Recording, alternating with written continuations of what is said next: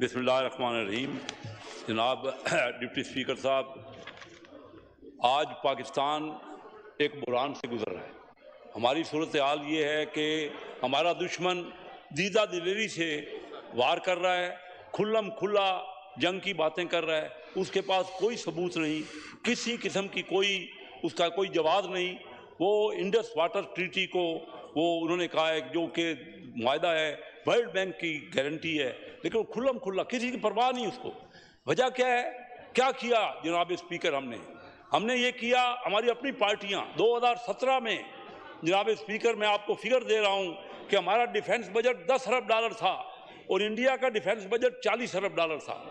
ہم نے اپنا بجٹ گھٹاتے خود اپنے طور پہ ہم پالیٹیشنز نے اور ہم لوگوں نے اپنا بجٹ گھٹا کے $10 ارب سے پچھلے بجٹ میں $8 ارب کر دیا، $8.5 ارب کا بجٹ ہے۔ اور انڈیا نے اپنا بجٹ جو 2017 میں 4 گنا تھا، آج انہوں نے اپنا بجٹ بڑھاتے 83 بلین کر دیا۔ اب ہم سے وہ 10 گنا بڑا بجٹ ان کا ڈیفنس بجٹ ہے۔ کوئی شک نہیں کہ ایمان کا جو ہمارے ہاں ہے، جو جذبہ ہے، جو ہم مسلمان بلیو کرتے ہیں جہاد پہ، لیکن اس کے ساتھ ساتھ قرآن نے بھی یہ کہا ہے کہ اپنے گھوڑوں کو تیار رکھو، اپنے اسلحہ کو تیار رکھو۔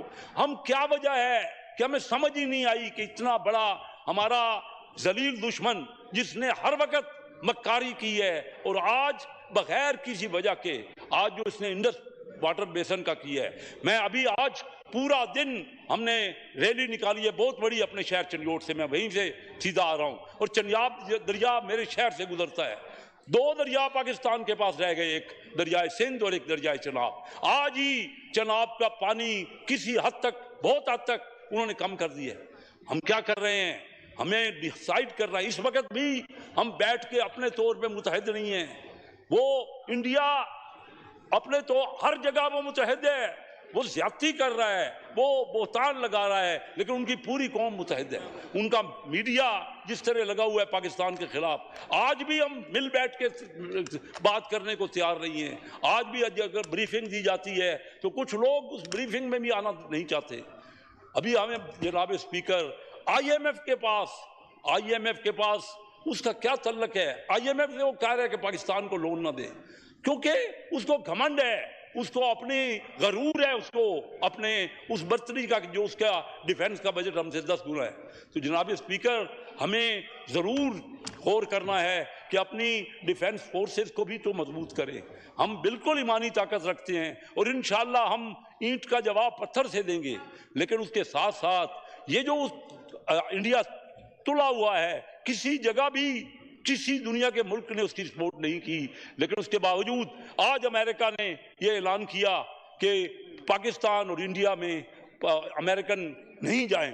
تو کیا مطلب ہے؟ اس کا مطلب ہے کہ ہم سیدھا جنگ کے حالات دیکھ رہے ہیں، اور پاکستان جنگ نہیں چاہتا، امن چاہتا ہے، لیکن وہ ہمارے اس امن کی خواہش کو ہماری بزدل نہ سمجھے۔ ہم بزدلی میں کسی صورت میں مبتلا نہیں ہو سکتے۔ جناب اسپیکر، آج ہمیں بیٹھ کے بالکل تقاریر کریں، لیکن جو آپ نے یہ اجلاس بلایا ہے یہ بڑا امپارٹنٹ اجلاس ہے۔ ہم سوچ بچار کریں، سب مل کے پوری قوم اپنا اتحاد کرے۔ آج میں اپنے دائیں ہاتھ کے لوگوں کو دیکھ رہا ہوں کہ سوشل میڈیا ہمارے ہی جوانوں، ہمارے ہی بہادر فوج کے جوانوں کے خلاف بھرا پڑا ہے۔ آپ جو قربانیاں دے رہے ہیں، ہمارے جوان جو شہادتیں دے رہے ہیں، ان کے جذبے کو گھٹانے کے لیے ان کے خلاف سوشل میڈیا آج بھی ہمارا انڈیا کا سوشل میڈیا تو ان کو ہر جگہ پہ اپنے آپ کو بڑھوتی دے رہا ہے۔ تو یہ ان حالات میں جناب اسپیکر آج بھی ہوش کے ناخن میں، آج بھی ہم سمجھیں کہ ہمارے پاس 2 دریا ہے، ہمارے ان دریاؤں کے پانی 24-25 کروڑ لوگوں کی ساری زندگیاں اس کے اوپر ڈیپینڈ کرتی ہیں، لیکن انہوں نے تو شروع کر دیا کام۔ انہوں نے جب دریائے چناب کا فلو کم ہو گیا، اور ہم نے کیا کر رہے ہیں؟ ہم بیٹھ کے فیصلہ کریں، مل جل کے فیصلہ کریں کہ ہم نے کیا کرنا ہے۔